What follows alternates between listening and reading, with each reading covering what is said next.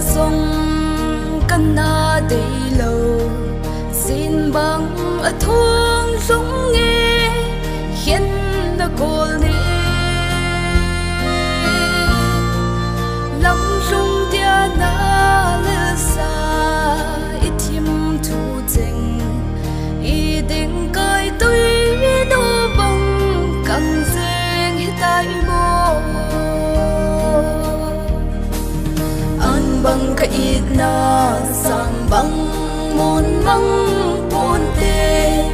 lên làng cùng khui gió đến khi hay sông lên càng ngày cái ít na hình lại đâm sung mình sự buồn bằng yên bằng dấu buông ý cô xì lung ngờ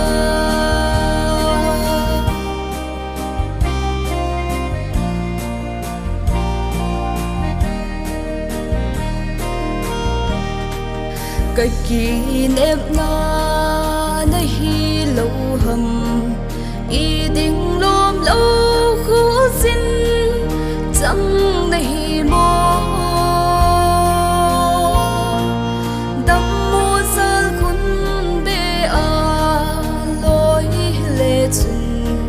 hi bằng lô min na in thô ha bốn tê an bằng cái ít na sang bằng môn măng bốn tê lên làng không khui gió đến khi hay sông lên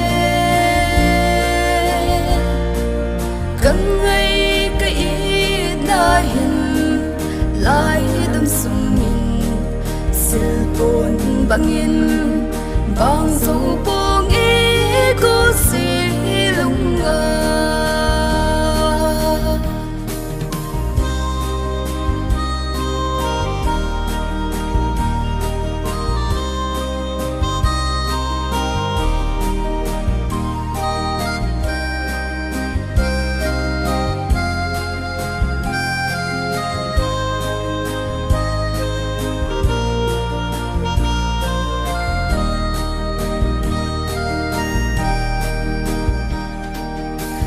lại tân côn hé nô ti à nay cô nô chân nô lung lại gila mong muốn đã lắng nghe ô căn nào bồi bù thằng vạn na côn hin về na lung ôi na bằng cái ít na sang bằng môn măng bốn tê lên làng cùng khui gió đến khi hay sông lên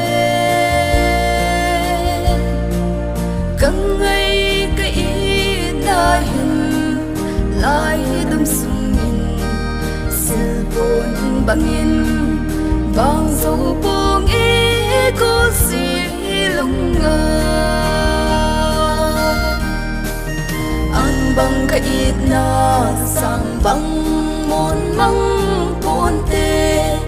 lên làng cùng khui gió đến khi hay sông lên càng ngày cái ít na hình lại đâm sung mình sự buồn bằng yên bằng dấu buông ý